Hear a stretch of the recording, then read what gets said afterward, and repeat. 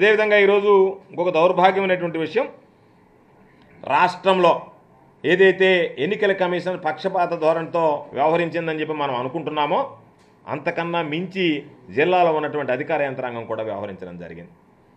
మచ్చుకి నేను మీకు ఒక వీడియో చూపిస్తున్నా. ఈ వీడియోలో సర్వేపల్లి నియోజకవర్గానికి సంబంధించి తెలుగుదేశం పార్టీ అభ్యర్థిగా పోటీ చేస్తున్నటువంటి సోమిరెడ్డి నేరుగా తనే ఓటర్లకు డబ్బులు పంచాడు. నేరుగా సర్వేపల్లి నియోజకవర్గంలో పోటీ చేస్తున్నటువంటి అభ్యర్థిగా ఉన్నటువంటి సోమిరెడ్డి నేరుగా తన జోబిలో నుంచి డబ్బులు తీసి నగదు పంపిణీ చేశాడు.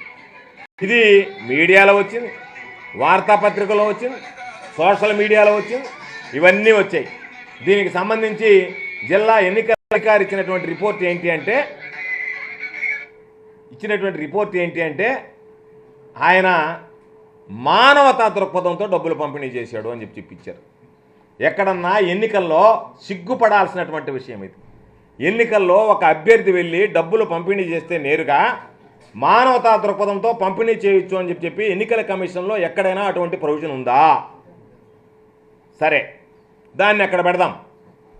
ఏదో ఒక ఛానల్లో సోషల్ మీడియాలో ఎవరో వైఎస్ఆర్ కాంగ్రెస్ పార్టీకి సంబంధించినటువంటి వాళ్ళు డబ్బులు పంచుతున్నారు అంటే ఇదే జిల్లా ఎన్నికల అధికారి కలెక్టర్గా ఉన్నటువంటి వ్యక్తి ఆగమేఘాల మీద తోటపల్లి గూడూరు పోలీస్ స్టేషన్ ఎస్ఐకి ఆదేశాలు ఇచ్చి ఏ విధంగా పంపిణీ చేస్తున్నారని చెప్పి సోషల్ మీడియాలో వచ్చింది కాబట్టి మీరు ఎఫ్ఐఆర్ చేయండి అని చెప్పి ఎఫ్ఐఆర్ చేయించాడు.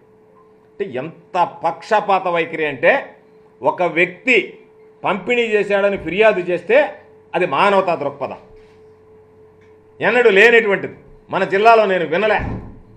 నేరుగా ఎవరన్నా పంపిణీ చేశారని చెప్పి సోషల్ మీడియాలో వస్తే దాని మీద ఆగమేఘాల మీద ఈరోజు తోటపల్లి గూడూరు పోలీస్ స్టేషన్లో వైఎస్ఆర్ కాంగ్రెస్ పార్టీకి సంబంధించినటువంటి వ్యక్తుల మీద పేరుతో సహా పార్టీతో సహా కేసు నమోదు చేయండి అని చెప్పి ఆదేశాలు ఇవ్వడం జరిగింది. అంటే రాష్ట్ర స్థాయిలో ఏదో సామెత ఉంది కదా, ఆవు చేలో మేస్తే దూడ గట్టున మేస్తుంది అన్నట్టుగా రాష్ట్ర స్థాయిలో ఎన్నికల కమిషన్ పక్షపాతంగా ఉంటే మేమెందుకు పక్షపాత వైఖరితో ఉండకూడదు అనుకున్నారా?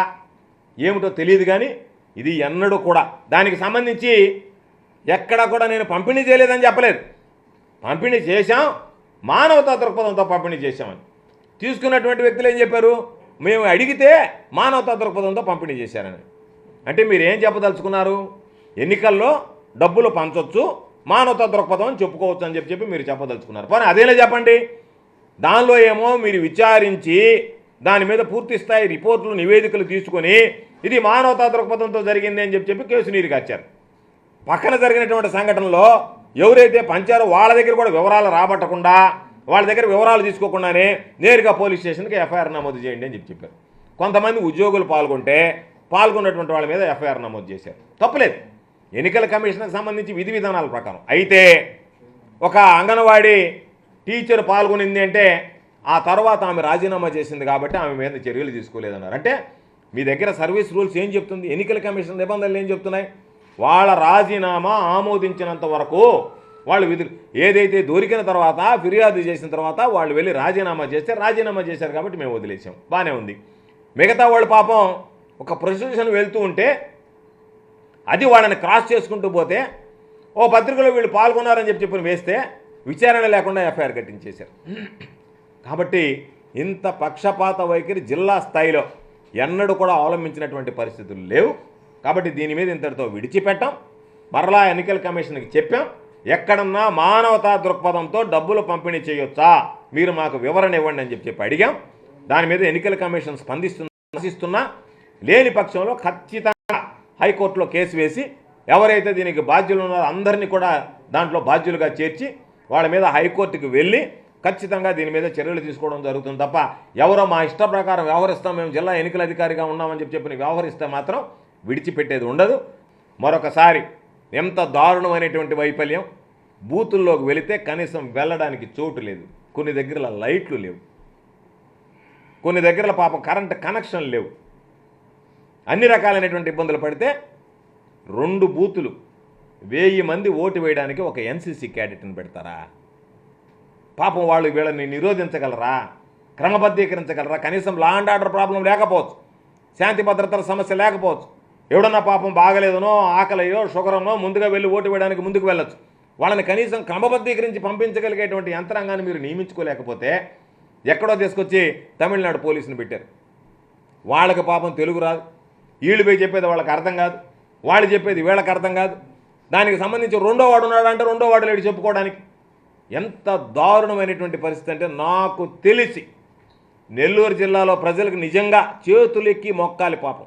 ఎక్కడో చెదురుమదురు సంఘటనలు జరిగాయి కానీ ఎవరు ఎంతమంది ప్రేరేపించినా సరే శాంతియుతంగా నిలబడి రాత్రి 12 గంటలు 1 గంటలైనా సరే ఓటింగ్లో పాల్గొని దాన్ని బాధ్యతగా ఈరోజు మనం ఓటు వేయడం అనేటువంటిది మన బాధ్యతని గుర్తించినటువంటి నెల్లూరు జిల్లా ప్రజల్ని, పాపం పోలింగ్లో పాల్గొన్నటువంటి అధిక శాతంలో ఎక్కడన్నా ఒకటేరా ఉండొచ్చు కానీ లోపాలు, అధిక శాతం పోలింగ్ సిబ్బంది కష్ట నష్టాలకు ఓర్చి నేను అనుకున్నా ఈ ఎన్నికల్లో కనీసం ఈరోజు జరిగినటువంటి పరిస్థితుల్లో ఈ బాక్సులైనా స్ట్రాంగ్ రూమ్కి చేరతాయా అనేటువంటి అనుమానం కలిగింది. నేను రాత్రంతా మేలుకుని ఉన్నా, ఎక్కడికక్కడ ఫోన్లు చేసి ఇంతవరకు మాకు బస్సులు రాలేదు, ఇంతవరకు బండి రాలేదని. ఎప్పుడైనా రూట్ బస్సు అని ఉంటే పోలింగ్ అయిపోయిన తర్వాత గంట కల్లా వచ్చి మామూలుగా డబ్బాలు తీసుకెళ్ళేది. ఏది మామూలుగా పోలింగ్ బాక్సులు ఉన్న రోజుల్లోనే ఈవీఎంలు తీసుకెళ్ళడానికి అర్ధరాత్రి నుంచి పాపం ఎదురు చూస్తే ఏజెంట్లు, అన్ని పార్టీలకు సంబంధించినటువంటి ఏజెంట్లు అందరూ కూర్చుంటే వేకుజామున 7 గంటలు 8 గంటల దాకా వచ్చి ఆ బస్సులు తీసుకెళ్ళాయి. కాబట్టి రవాణా శాఖకు సంబంధించి మీరు ఎందుకు వైఫల్యం చెందారో, రవాణాకు సంబంధించి ఎందుకు అక్కడ కనీస ఏర్పాట్లు చేయలేకపోయారు, ఎవరు లోపం మీద అనేటువంటి దాని మీద కూడా పూర్తి స్థాయి దర్యాప్తు చేసి దాని మీద విచారణ చేపట్టి చర్యలు తీసుకోండి, మరొకసారి ఇటు పునరావృతం కాకుండా చేయండి అని చెప్పడం జరిగింది.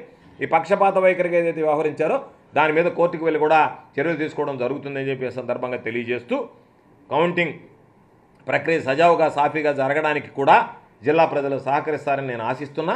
అదేవిధంగా అధికార యంత్రాంగం కూడా దానికి సంబంధించి రాష్ట్ర ఎన్నికల ప్రధాన సీఈఓ గారు ఎవరైతే ఉన్నారో ఆయన ఒక పరిశీలకులను నియమించి సజావుగా సాఫీగా దీన్ని పూర్తి చేయాలి ఈ ప్రక్రియని, కొన్ని ఎన్నికల ప్రక్రియని అని చెప్పి కోరుకుంటూ, దీనికి అన్ని విధాలా సహకరించినటువంటి ప్రజలకి, దీనికి సంబంధించి సహకరించినటువంటి మీడియాకి నా హృదయపూర్వకమైనటువంటి ధన్యవాదాలు తెలియజేస్తున్నాను.